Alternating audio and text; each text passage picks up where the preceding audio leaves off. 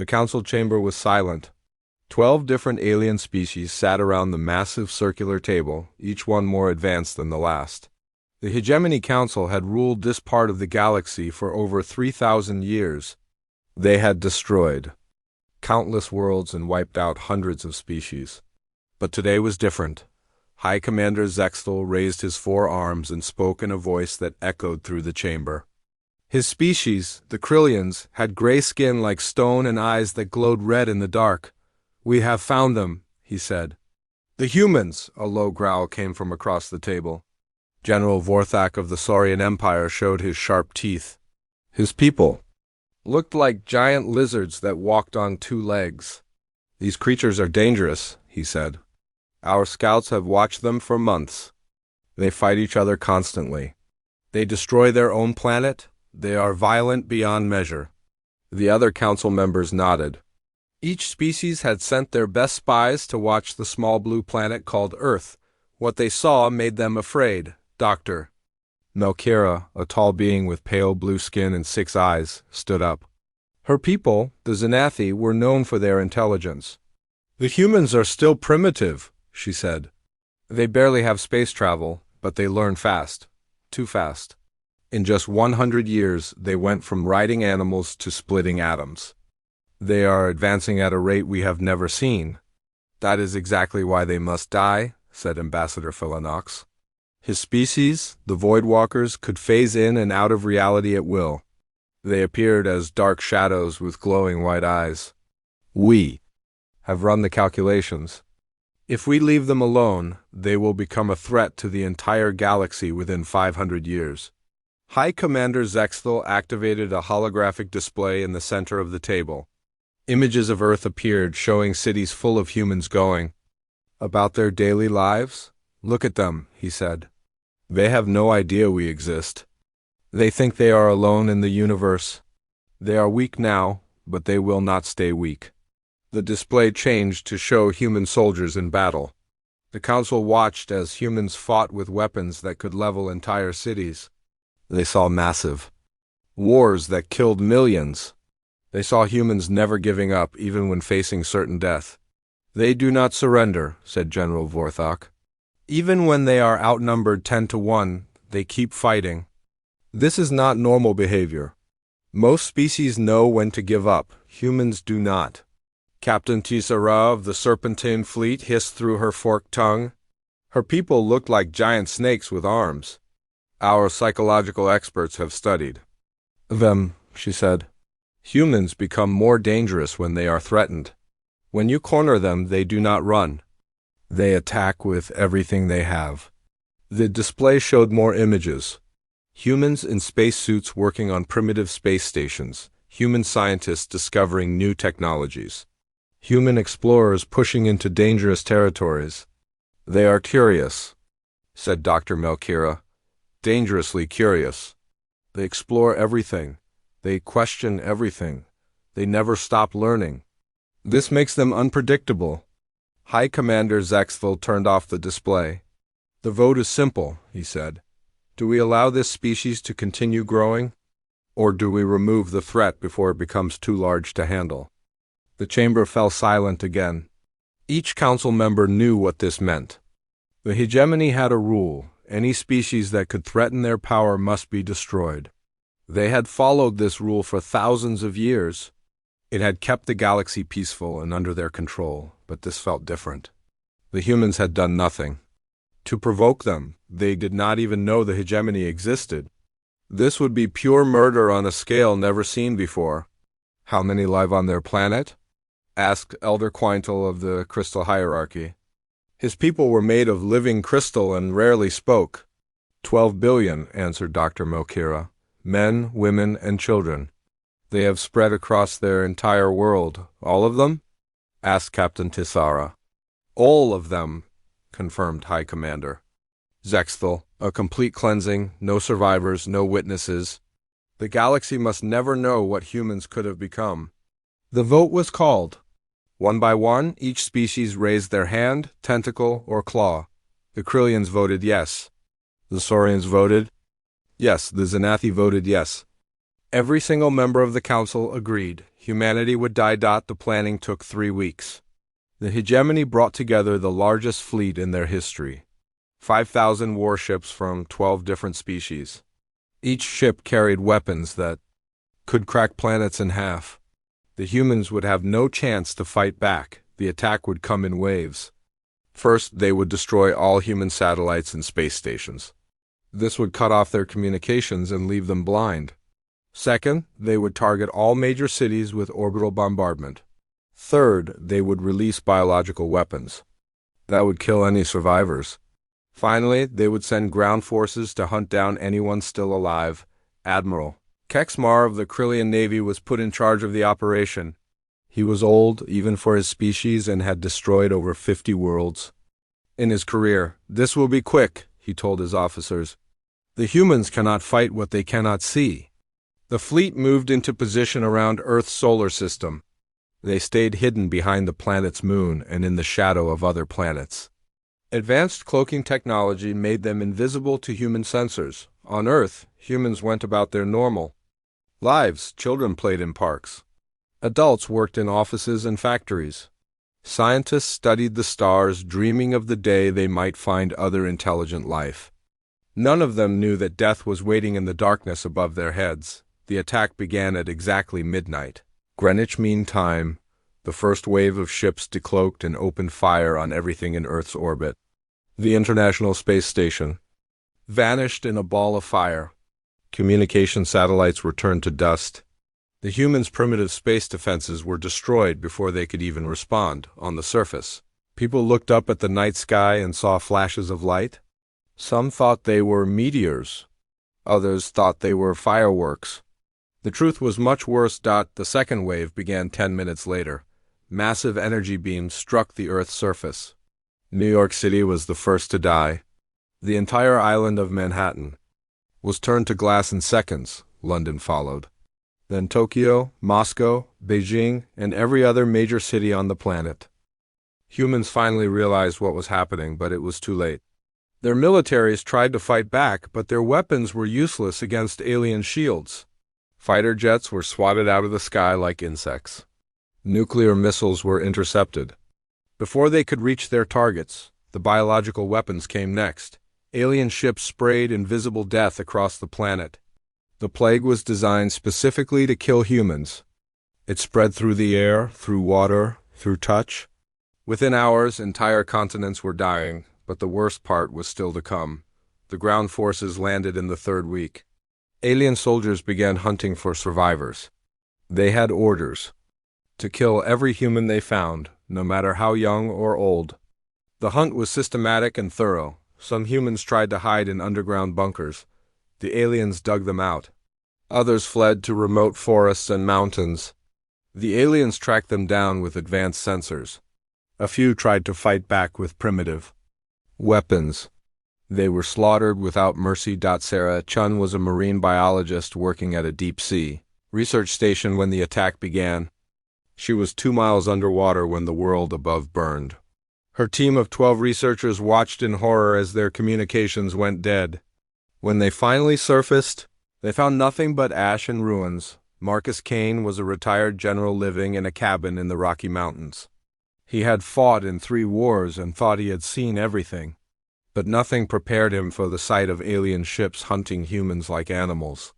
He gathered 20 survivors and led them deeper into the mountains, using caves and abandoned mines to stay hidden. Dr. James Morrison was working in Antarctica when the biological weapons struck.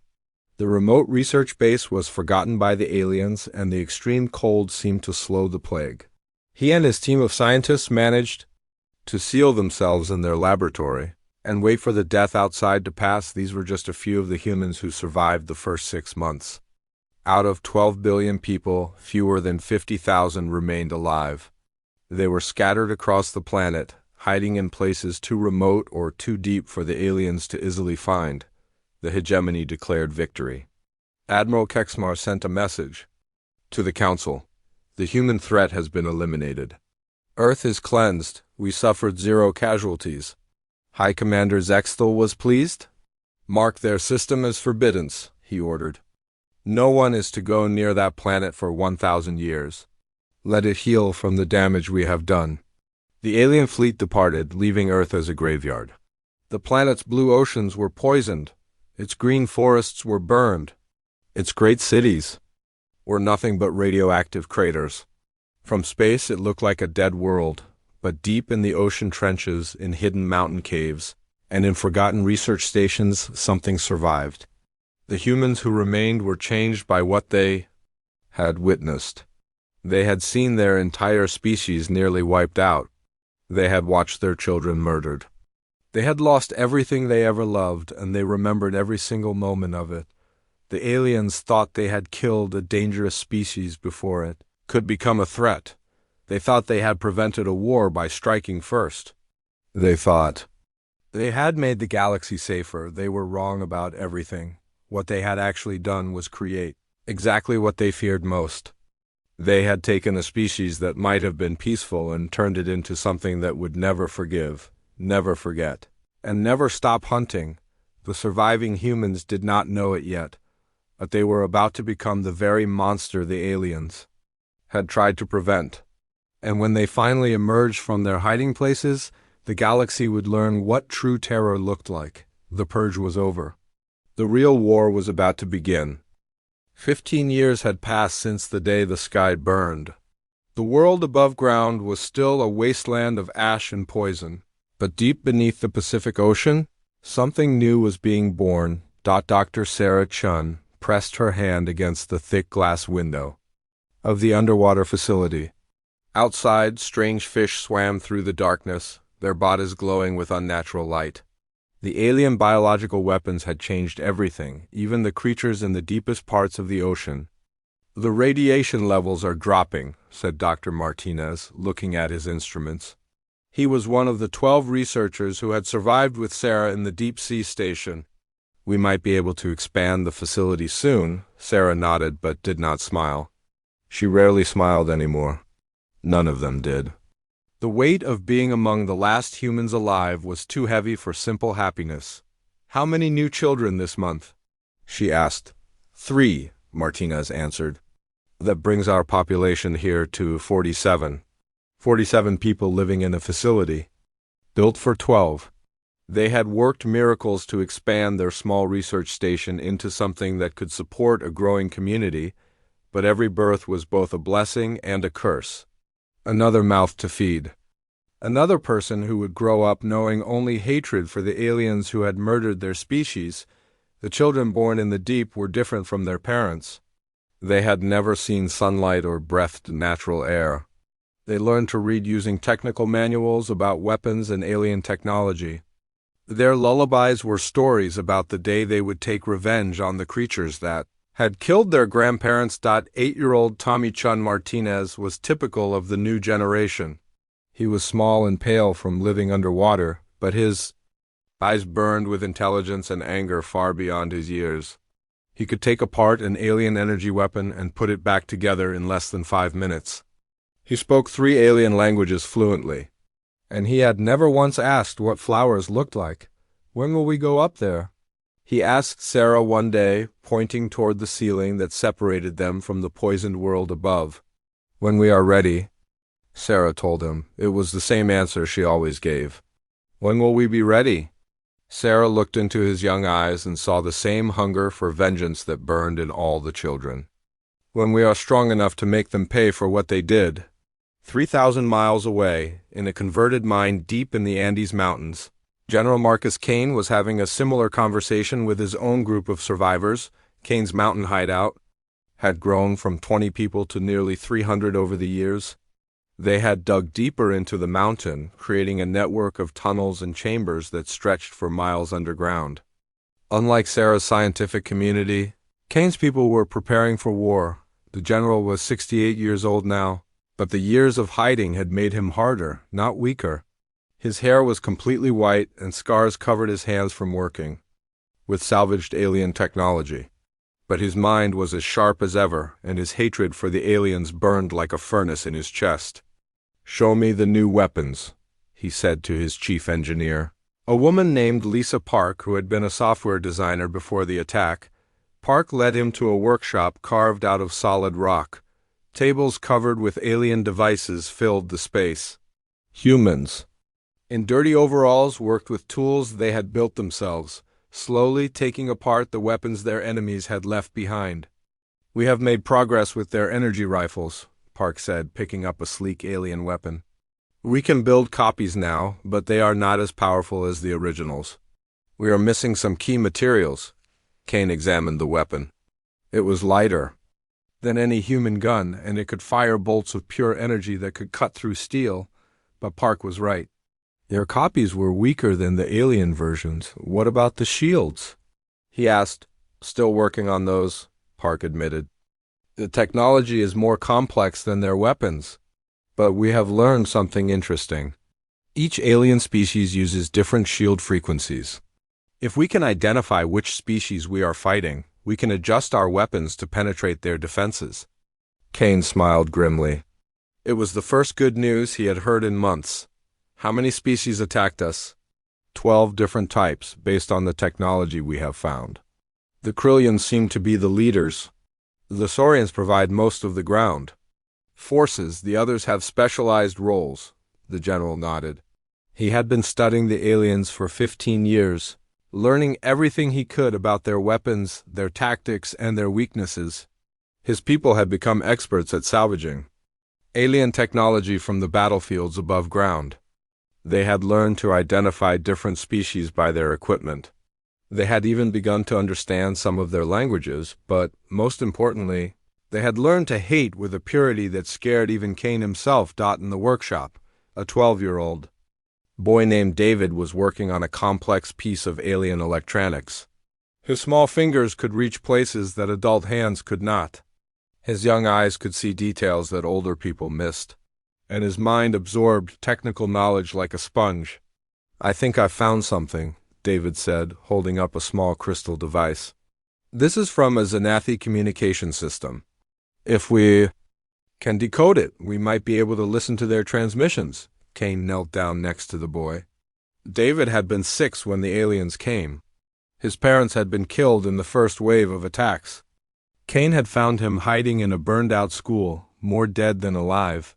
Now he was one of their best technicians. "Good work," Kane said. "What do you think it is?" "Some kind of recording device," David answered. "The Xanathi use crystalline technology for data storage. This one looks like it has been used recently." Kane felt his heart speed up. If they could decode alien communications, they could learn about enemy movements, plans, and weaknesses.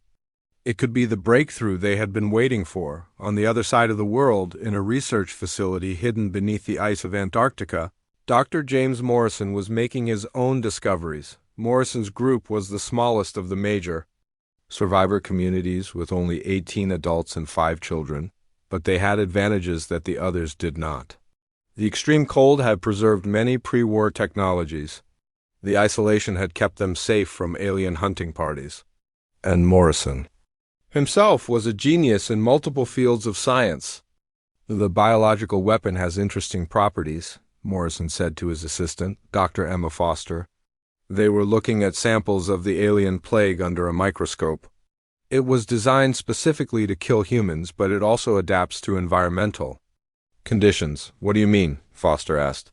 "It becomes less effective in extreme cold," Morrison explained. "That is why we survived here. But more importantly, it leaves genetic markers in everything it touches. We might be able to use those markers to create a weapon that only affects the aliens." Foster looked shocked. "You mean we could create our own biological weapon?" "Possibly," Morrison said. "But we would need samples of alien DNA to test it properly, and we would need to be very careful. If we make a mistake, we could kill ourselves instead." The idea was terrifying and exciting at the same time. For 15 years, the survivors had been on the defensive, hiding and hoping the aliens would not find them. But Morrison was talking about taking the fight to the enemy. The 3 main survivor communities had been in contact with each other for years, using hidden radio transmissions and coded messages. They had also found dozens of smaller groups scattered around the world. In total, fewer than 200,000 humans remained alive on Earth. But those 200,000 were not the same species that had lived on the planet before the attack. They were something new, something harder, something that had been forged in the fire of genocide and tempered by years of hatred. The children, especially, were different. They had never known peace. They had never played games that were not about fighting aliens. They had never dreamed dreams that did not involve revenge. They were being raised as living weapons, and they were very good at it. Sarah's underwater facility had become a center for developing new technologies. Her people had learned to modify their bodies with alien implants, improving their strength, speed, and intelligence. They had also developed new methods of underwater travel that would allow them to reach any point on Earth without being detected. Kane's mountain fortress had become a military academy. His people had mastered alien weapons and tactics. They had trained armies of guerrilla fighters who could move through the ruins of the surface world like ghosts. They had also begun expanding into other mountain ranges, creating a network of hidden bases. Morrison's ice laboratory had become a biological warfare center. His people had decoded alien genetics and developed viruses that could target specific alien species. They had also created enhancement drugs that could temporarily give humans superhuman abilities. But the most important development was happening in the minds of the survivors themselves. They were learning to think like their enemies. They were studying alien psychology, alien culture, and alien weaknesses. They were preparing not just to fight the aliens, but to become better at warfare than the aliens had ever been. The transformation was almost complete. The frightened refugees who had hidden underground 15 years ago were gone. In their place stood something that the galaxy had never seen before: humans who had nothing left to lose and everything to gain from the complete destruction of their enemies. The alien hegemony thought Earth was a dead world. Their sensors showed no signs of technology or civilization. Their reports confirmed that the human threat had been eliminated. They had moved on to other concerns, other potential enemies to watch and possibly destroy. They had no idea that deep beneath the surface of the poisoned planet, their greatest nightmare was growing stronger every day. The humans were not just surviving, they were evolving. They were becoming something that would make the old stories about human violence look like children's fairy tales. And they were almost ready to emerge from their underground world. The aliens had tried to prevent a war by striking first. Instead, they had guaranteed that when the war finally came, it would be unlike anything the galaxy had ever seen. The humans would not be fighting for territory or resources or political power. They would be fighting for the complete and total extinction of every species that had voted for their destruction. The underground years were ending. The age of human vengeance was about to begin. The attack came without warning on 12 different worlds at the exact same moment. Commander Zexthal was in his private chambers on the Krillian homeworld when the emergency alarms began screaming. He rushed to his command center, his forearms reaching for weapons that were not there. What he saw on the screens made his blood turn cold. "Report," he shouted at his officers. "Multiple colonies under attack, sir," said Captain Mordix, his voice shaking. "Kepler 438b, Gliese 667 CHD 40307G, and 9 others, all simultaneously. What species is attacking us?" Zexthal demanded. "Unknown, sir. The ships appear and disappear at will. Our sensors cannot get a clear reading. They seem to be using some kind of advanced cloaking technology." Zexthal stared at the tactical display. Red warning lights flashed across a dozen star systems. "Show me the footage from Kepler 438b. The main screen changed to show a recording from the colony world. At first, everything looked normal. Krillian. Colonists were going about their daily business in the crystal cities they had built. Then, without any warning, ships appeared in the sky, but these were not like any ships Zexthal had ever seen. They were sleek and black, shaped like predators from a nightmare. They moved with impossible speed and grace, dancing between the defensive fire from the colony's weapons. "Magnify Sector 7, Zexthal ordered. The image zoomed in on one of the attacking ships. For just a moment, the camera caught a clear view of its hull. Zextel's heart stopped. Painted on the side of the ship in letters that seemed to burn with hatred was a single word in the ancient human language. Vengeance. It cannot be, he whispered. We killed them all. But even as he spoke, he knew the truth. Somehow, impossibly, humans had survived. And now they had returned. The attack on Kepler 438b lasted exactly 17 minutes. When it was over, the colony was gone. Not destroyed, not conquered, gone. The entire population had vanished without a trace. The buildings were empty. The streets were silent. 2 million Krillian colonists had simply disappeared. Similar reports came in from the other attacked worlds. Saurian mining colonies evacuated in minutes, leaving behind equipment and personal belongings. Xanathi research stations found completely empty, with no signs of struggle or violence. Void Walker outposts abandoned so quickly that meals were still warm on tables, but the most terrifying part was what the humans left behind. In each empty colony, in the exact center of the largest city, they had erected a monument. It was always the same, a simple black stone with names carved into its surface. Thousands and thousands of human names. Men, women, and children who had died in the alien attack 15 years ago dot the bottom of each monument. In every alien language was a message. We remember, we are coming. Within hours, panic spread across the hegemony. Emergency sessions were called, fleets were mobilized. Defense systems were activated, but it was too late.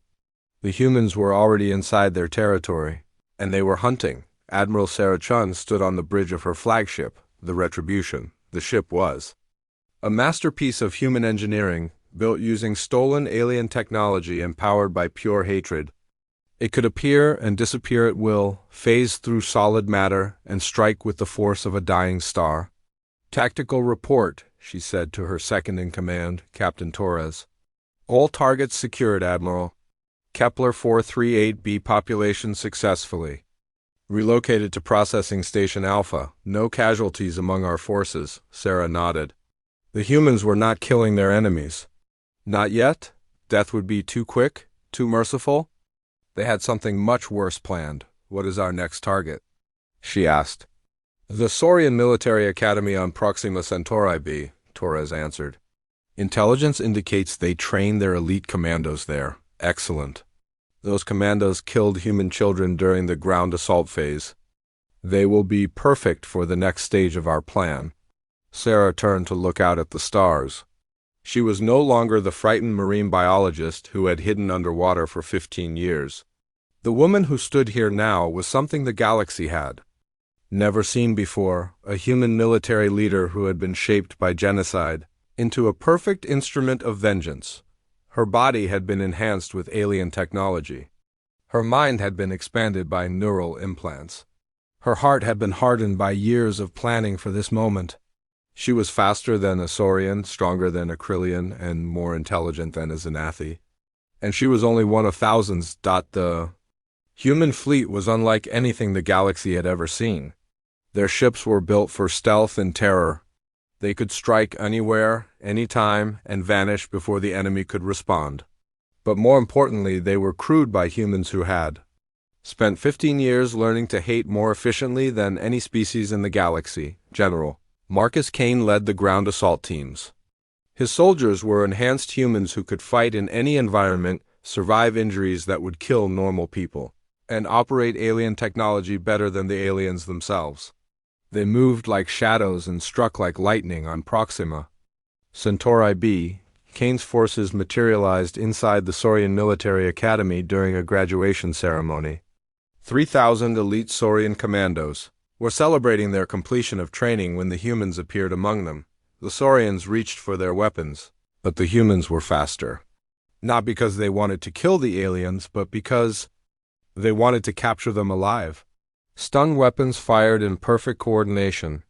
Gas grenades released sleeping agents designed specifically for Saurian biology. In less than 2 minutes, every alien in the academy was unconscious. Load them onto the transport ships, Kane ordered his soldiers. Dr. Morrison will want to study them. Dr. James Morrison had become something far more terrifying than a scientist. He was now the chief of Human Biological Warfare Division, and his laboratory in the ice had grown into a facility. That would have horrified the people he used to be.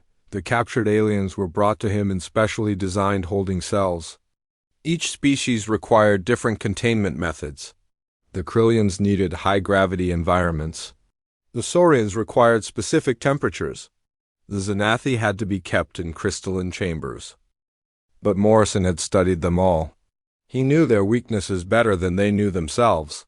"Begin the conversion process," he told his assistants. The conversion process was Morrison's greatest achievement and his greatest horror. Using a combination of alien biotechnology, human psychology, and pure scientific genius, he had developed a way to reprogram alien minds. The process did not kill the subjects. Instead, it turned them into perfect human agents. The converted aliens looked the same on the outside, but inside their minds, they now served humanity with absolute loyalty. They remembered their old lives, their old loyalties, their old hatreds, but now those memories were tools that served human purposes. A converted Krillian commander would return to his fleet and give orders that seemed perfectly normal, but those orders would lead his ships into human ambush. A converted Saurian general would plan military operations that appeared sound but would actually weaken alien defenses. A converted Xanathi scientist would conduct research that would benefit human war efforts instead of alien ones. The beauty of the system was that the aliens never suspected anything. The converted agents passed every test, fooled every scanner, and betrayed their own species with smiles on their faces. Within 6 months of the first attack, the hegemony was in chaos. Colonies were disappearing. Military units were being ambushed by enemies who seemed to know their every move. Supply lines were being disrupted by sabotage that came from within their own ranks. High Commander Zexthal called an emergency meeting of the Hegemony Council. For the first time in 15 years, all 12 species gathered in the same chamber. But the mood was very different from their last meeting. "We are under attack by an enemy we created," Zexthal said, his voice heavy with fear. "The humans have returned and they are more dangerous than we ever imagined." General Vorthak slammed his clawed fist on the table. "How is this possible? We killed billions of them. We destroyed their entire civilization." "Apparently not all of them," said Dr. Melkira. "Our intelligence suggests that small groups survived in hidden locations. They have spent the last 15 years preparing for this moment." Ambassador Felinox, the Void Walker, flickered in and out of reality as he spoke. "They are using our own technology against us.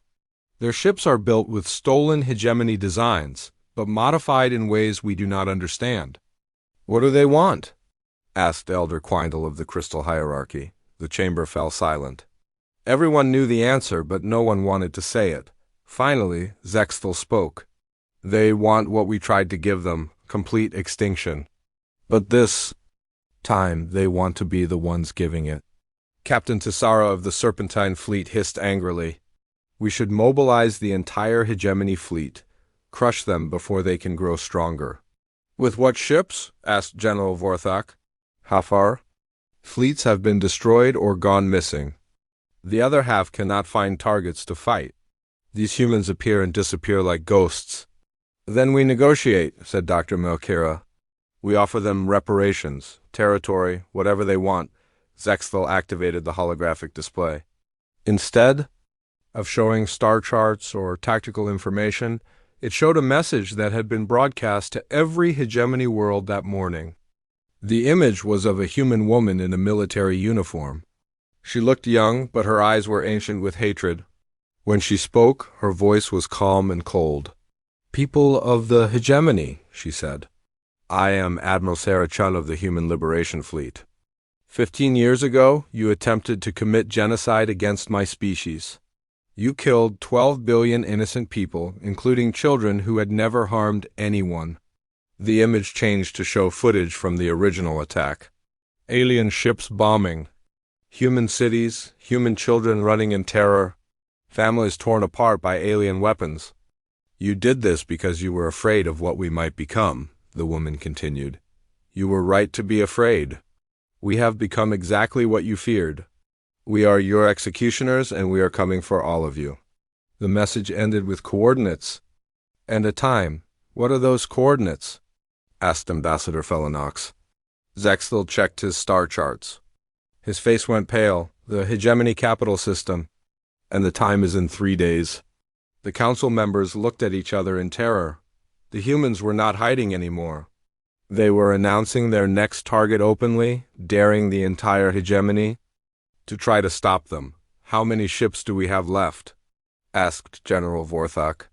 8,000 combat vessels across all 12 fleets, Captain Tissauer reported, plus defensive stations and planetary shields.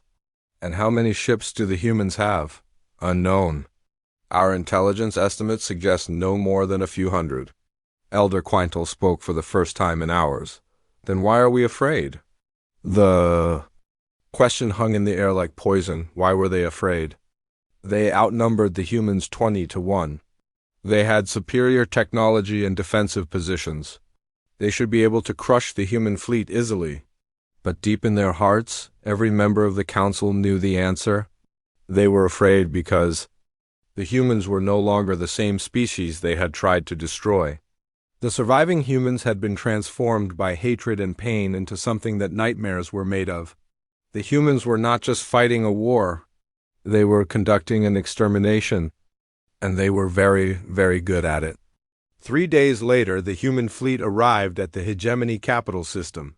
Admiral Chun's prediction had been correct. The aliens had gathered every ship they could find to defend their most important world. But when the battle began, the aliens discovered that numbers meant nothing against an enemy that fought like demons and thought like gods. The humans had spent 15 years studying their enemies' weaknesses. They knew exactly how to kill each species most efficiently. The battle lasted 6 hours. When it was over, the hegemony capital world was dark and silent. The great council chamber where the decision to destroy humanity had been made was now empty except for a single human flag planted in the center of the room. And carved into the wall, in letters that burned with an inner fire, was a new message. We told you we were coming. Who dies next is your choice.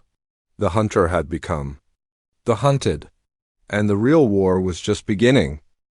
The message arrived on a simple, unmarked probe that materialized in the ruins of the hegemony capital system. High Commander Zexthel, broadcasting from his emergency command ship, activated the probe with shaking hands. A holographic image appeared. It was the same human admiral as before, but something about her had changed. Her eyes were colder now, her smile more terrible. Behind her stood rows of figures in alien uniforms. But their eyes were wrong. They stared ahead with the blank loyalty of the converted. High Commander Zexthel, Admiral Chun said, her voice carrying across the void. I believe you know some of these people. The camera panned across the converted aliens. Zexthel recognized them all. Admiral Korthval, hero of the Saurian Empire. Dr. Yolanara, the Zenithese greatest mind.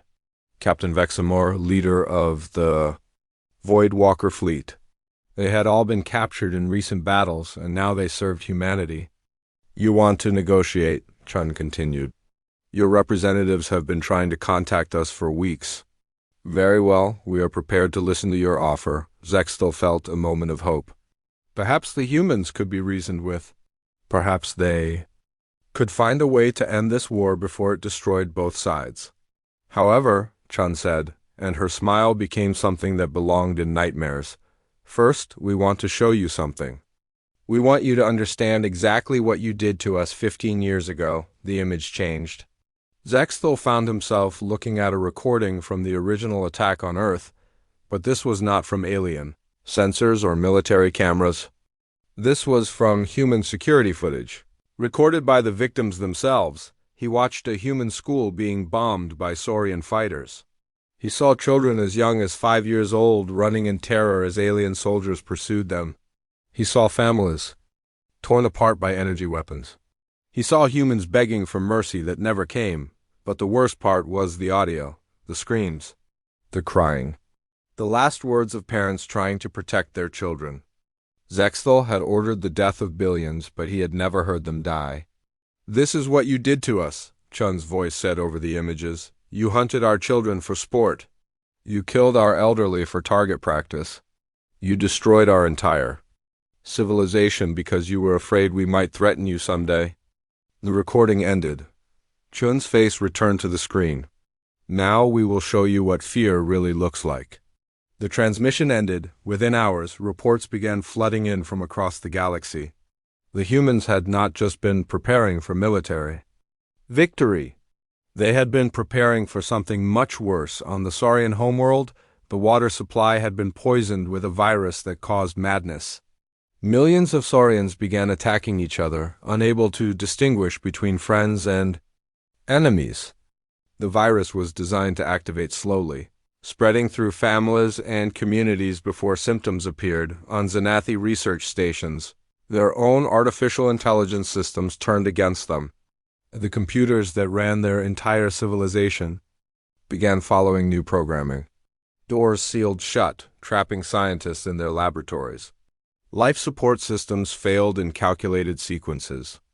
The machines they had trusted with their lives became instruments of torture. On Krillian military bases, the weapons themselves became enemies. Energy rifles exploded in soldiers' hands. Spacecraft engines overloaded during takeoff. Defense systems turned their guns on their own cities. Everything the Krillians had built to protect themselves was now trying to kill them. The attacks were not random. They were precisely calculated to cause maximum psychological damage. The humans had studied each species for 15 years, learning not just how to kill them, but how to break their minds. Dr. Morrison had outdone himself. His biological weapons were works of art in their cruelty. The virus affecting the Saurians did not kill quickly. Instead, it drove them insane over a period of months, turning parents against children and neighbors against neighbors. By the time the Saurians realized what was happening, half their population was already infected. The Xanathi faced a different nightmare. Their entire civilization was built on technology and artificial intelligence. Morrison had created computer viruses that turned their own machines against them. But worse than that, the viruses were intelligent. They learned and adapted, becoming more efficient at causing suffering with each passing day. The Krillians discovered that their weapons had been sabotaged at the molecular level. The sabotage was invisible until the weapons were fired, and then they became bombs that killed their users. But the sabotage spread like a disease. Jumping from weapon to weapon through shared energy sources, other species faced their own customized horrors. The Void Walkers found that their ability to phase in and out of reality was being disrupted, trapping them between dimensions.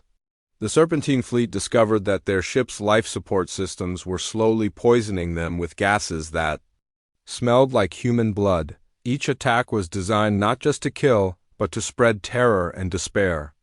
The humans wanted their enemies to suffer as humanity had suffered. They wanted them to feel helpless and afraid, but the most terrifying part was the converted agents. Thousands of aliens who had been captured and reprogrammed were now returning to their homeworlds and fleets. They looked normal, acted normal, and passed every security check. But they were human weapons in alien bodies, a converted Krillian. Admiral would give orders that seemed reasonable, but would lead his fleet into ambush. A converted Xanathi scientist would conduct research that would benefit human war efforts. A converted Saurian general would plan defenses that had hidden weaknesses that only humans knew about. The beauty of the system was that the aliens could not tell who was converted and who was not. Every alien leader, every military officer, every scientist could be a human agent. Paranoia spread through the hegemony like wildfire. Allies turned on each other. Command structures collapsed. Entire fleets were paralyzed by suspicion and fear. High Commander Zexthal tried desperately to maintain order, but it was hopeless. The humans had turned the hegemony's greatest strength into its greatest weakness. Their unity and trust had become weapons that could be used against them. 3 months after the attacks began, Zexthal received another message from Admiral Chun. This time, she was standing in what appeared to be a vast facility filled with alien prisoners. Millions of them, from every species in the hegemony. You wanted to negotiate, Chun said. Here are our terms. Complete and total surrender of all hegemony forces. Evacuation of all military personnel to designated prison worlds. Dismantling of all weapons and defensive systems. Acceptance of human authority over all former hegemony territory. Zexthel stared at the screen in horror. And if we refuse? Chun's smile was answer enough, but she spoke anyway. Then we continue our current operations until your species are extinct. All of them. We have the patience and the hatred to hunt down every single alien in the galaxy if necessary. You are talking about genocide, Zexthel said. Yes, Chun replied simply. Exactly what you tried to do to us. The only difference is that we will be more efficient at it. Behind Chun, the alien prisoners stood in perfect rows, but something was wrong with them. Their eyes were blank, their movements mechanical.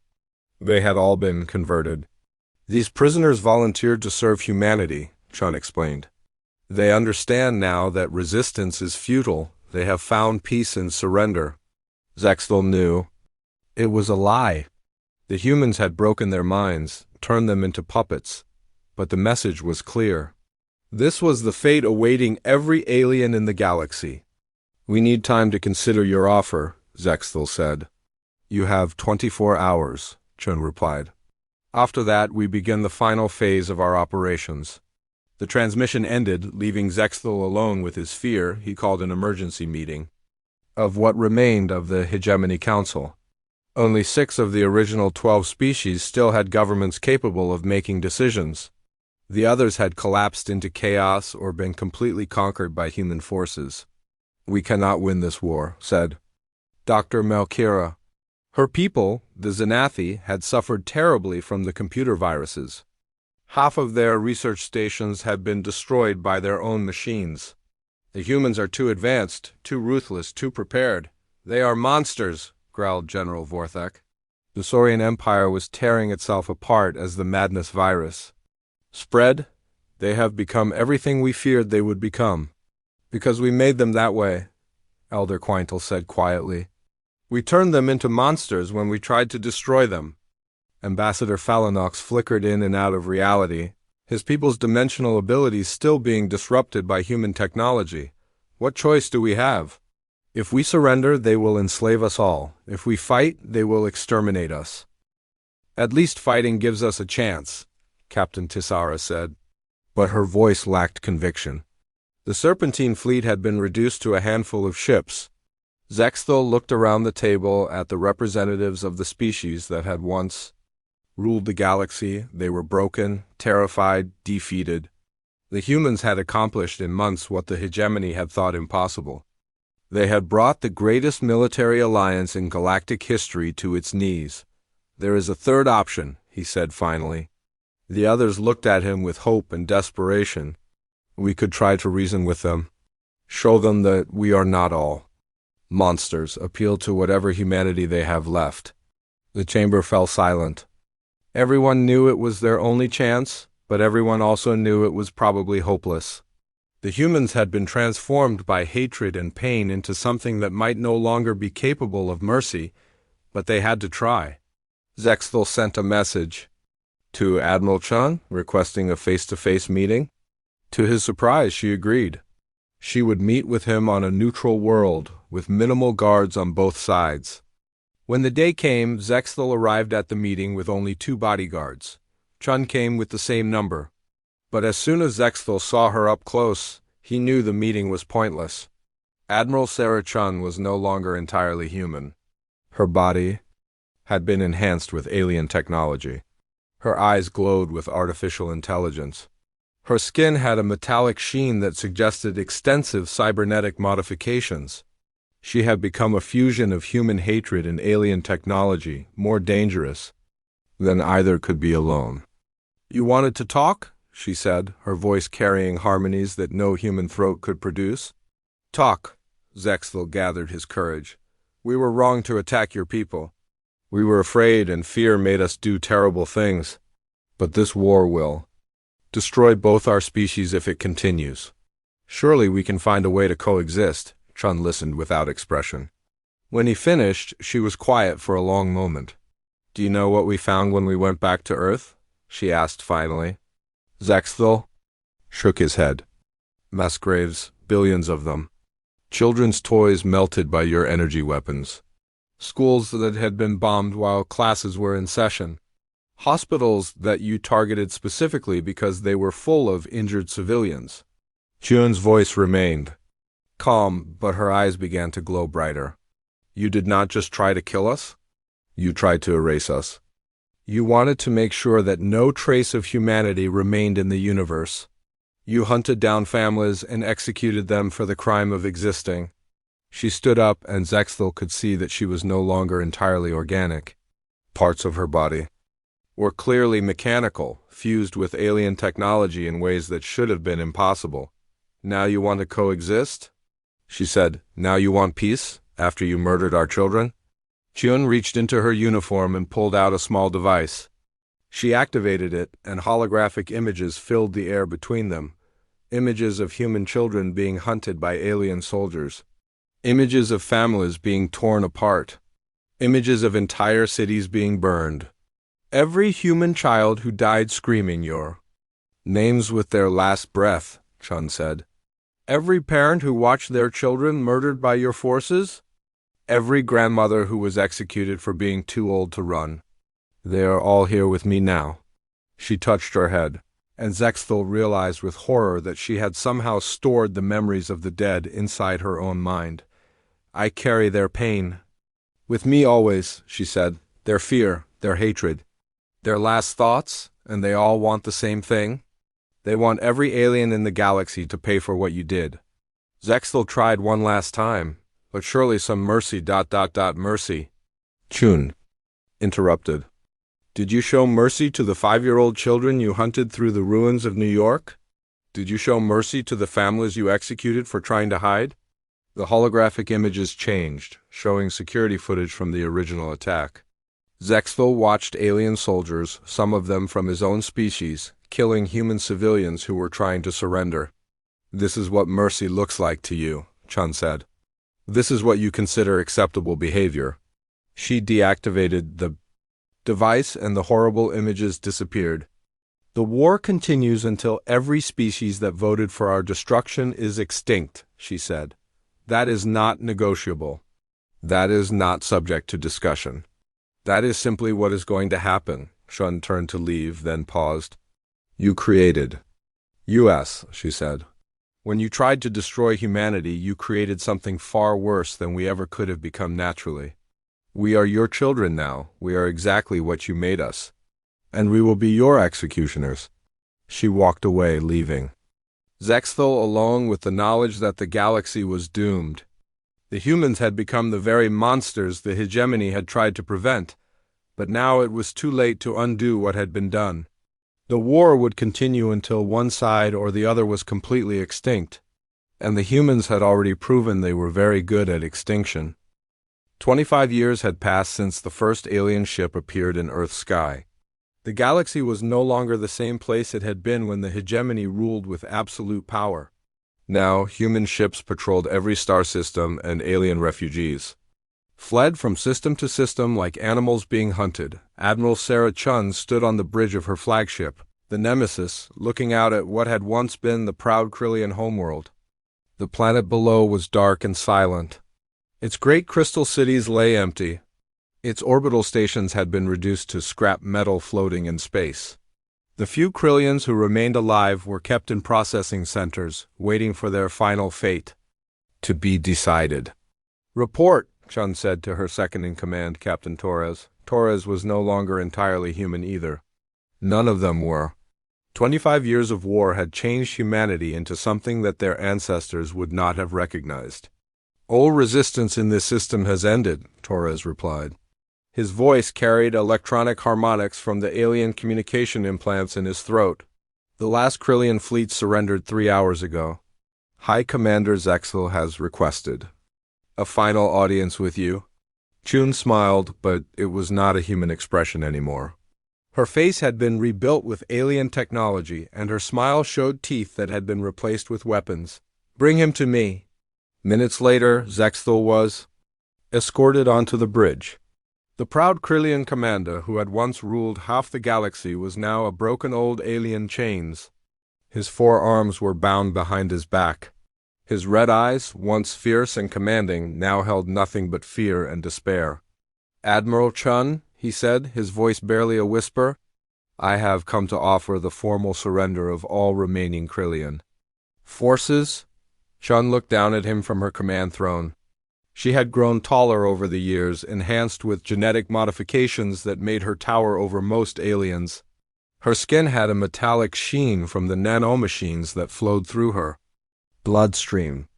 Her eyes glowed with artificial intelligence that processed battle data faster than any organic mind could comprehend. "You are the last," she said. "The last military commander of the species that started this war." Zexthel nodded miserably. "My people are defeated. We have no more ships, no more weapons, no more worlds. We surrender completely and unconditionally."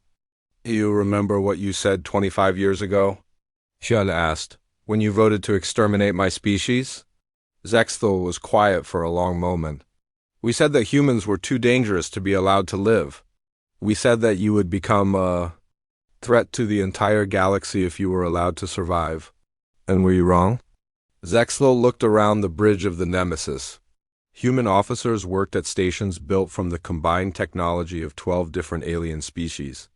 Weapons that could destroy entire star systems were controlled by enhanced humans whose minds had been expanded beyond all natural limits.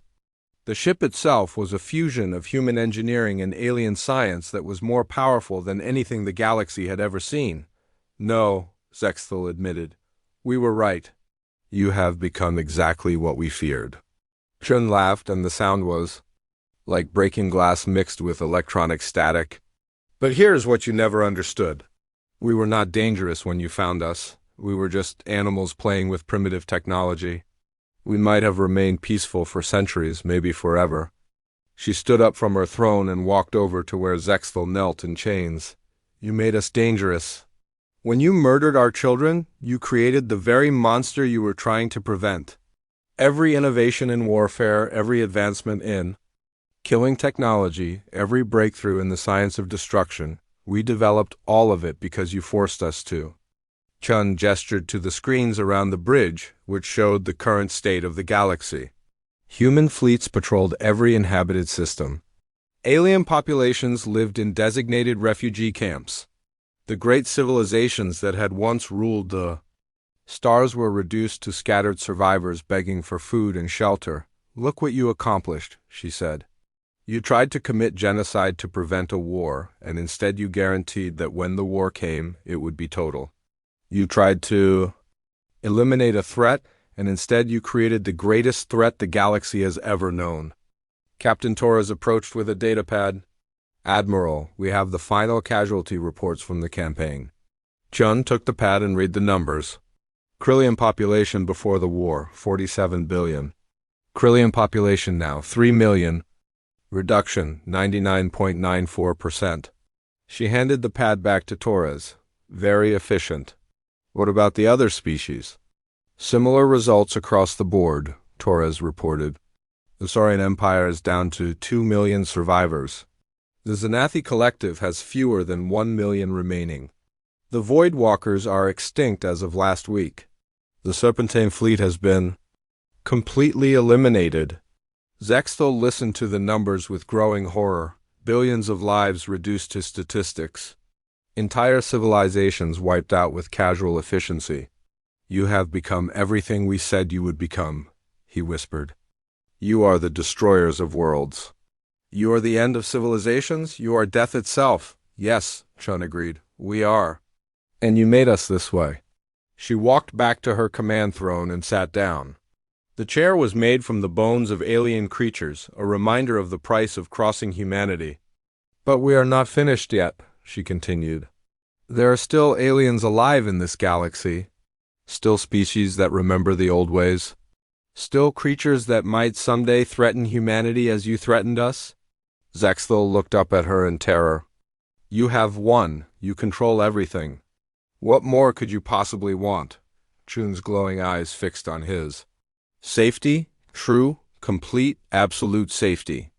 The kind of safety that can only come from being the only intelligent species left alive.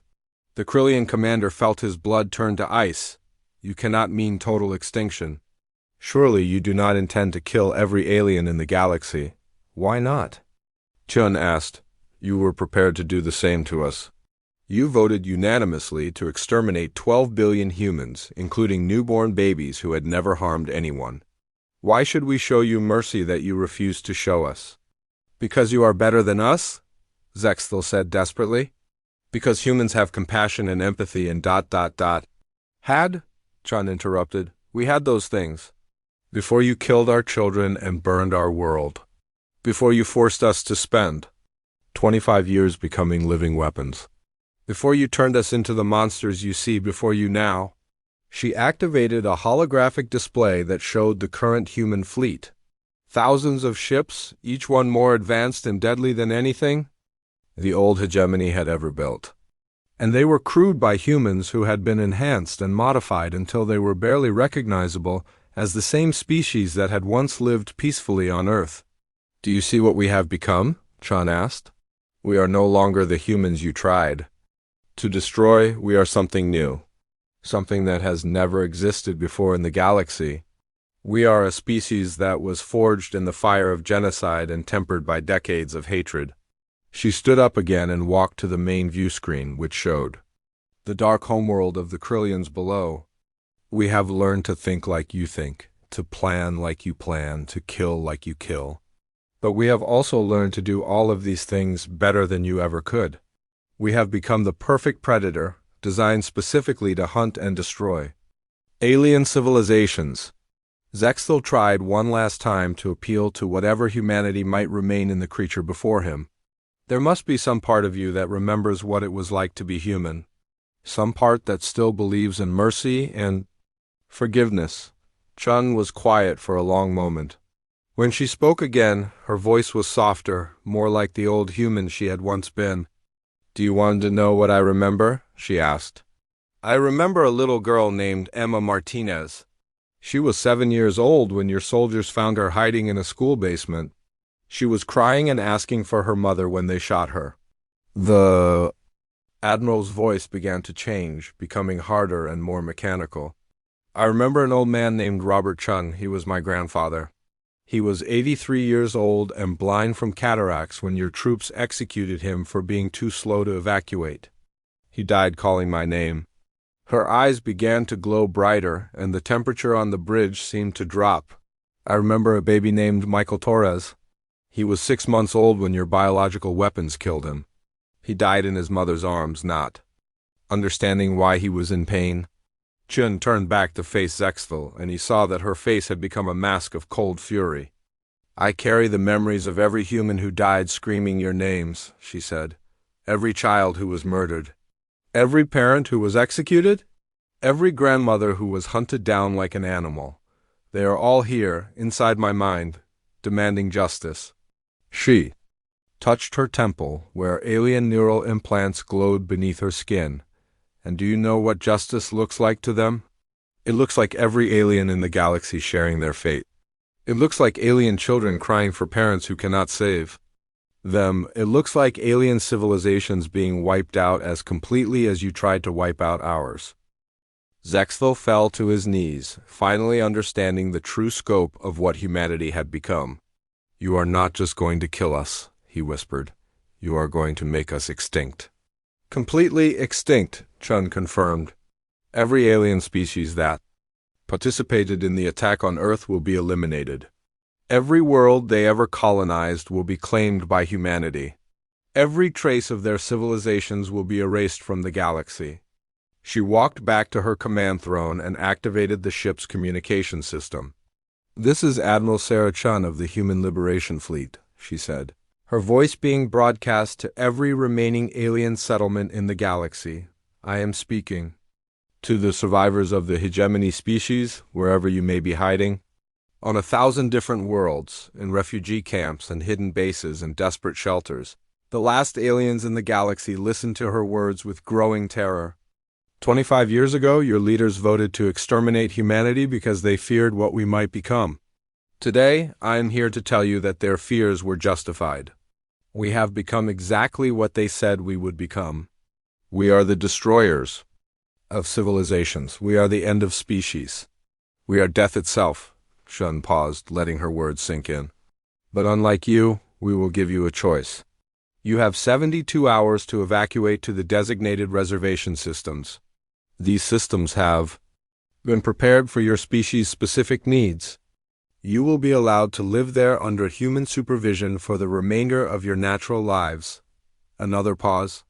Any alien found outside the reservation systems after the deadline will be eliminated. Any attempt to resist or rebel will result in the complete sterilization of your reservation world. Any act of violence against humans will be answered with the extinction of your entire species. The transmission continued for several more minutes, outlining the specific terms of alien surrender. But the message was clear: submit completely or die completely. When the broadcast ended, Chun turned back to Zextal. You have your choice, she said. Death or slavery, it is more than you offered us. Zextal looked up at her with defeat in his eyes. Why slavery? Why not just kill us all now and be done with it? Chun smiled again, that terrible, inhuman expression that showed her weapon teeth. Because we want you to live long enough to understand what you did. We want you to spend the rest of your lives knowing that you created the very monster you tried to prevent. We want you to watch as human children play in the ruins of your great cities, and know that it was your choices that made this inevitable. She gestured to Captain Torres, who activated a holographic display showing human colonies being built on former alien worlds. Your worlds will become our worlds. Your resources will fuel our expansion. Your technologies will make us stronger. And, your children will grow up speaking human languages and worshiping human heroes, forgetting that their species ever ruled anything. The display showed human settlers moving into abandoned alien cities. Human children playing where alien children had once lived, human families making homes in the ruins of alien civilizations. This is your legacy, Chun said to Zextal. This is what you accomplished when you decided to attack Earth. You tried to prevent the rise of a galactic threat, and instead you guaranteed that when that threat finally rose, it would be unstoppable. She stood up from her throne one final time. Take him to the reservation ship, she ordered her guards. Let him spend his remaining years thinking about the choices that brought us to this moment. As Zextal was dragged away, he heard Chun speaking to her officers. Begin Phase 7 of the colonization effort, she said. I want human settlements on every habitable world in the galaxy within 10 years. And activate the genetic modification programs. It is time to adapt our species for galactic dominance. The last thing Zextal heard before the airlock closed was Chun's final words. The age of aliens is over. The age of humanity has begun, and it will never end. 25 years after the hegemony had tried to eliminate the human threat through preemptive genocide, their worst fears had come true. Humanity now ruled the galaxy with absolute power. But they had not become the threat the aliens had feared they might become. They had become something far worse. They had become the monster that genocide creates when it fails to kill its target completely. They had become the perfect predator, designed by pain and hatred to hunt civilizations to extinction. They had become the ending of the age of aliens and the beginning of the age of man, and it was exactly what their enemies had made them become. The galaxy belonged to humanity now. All of it, forever. In the deep places where human children learned their history, they were taught a simple lesson. This is what happens to species that try to kill us. This is what happens to aliens who threaten human children. This is why we must never allow another species to grow strong enough to challenge us. The cycle was complete. The hunters had become the hunted. The threatened had become the threat. The victims had become the monsters, and the galaxy would never be the same again.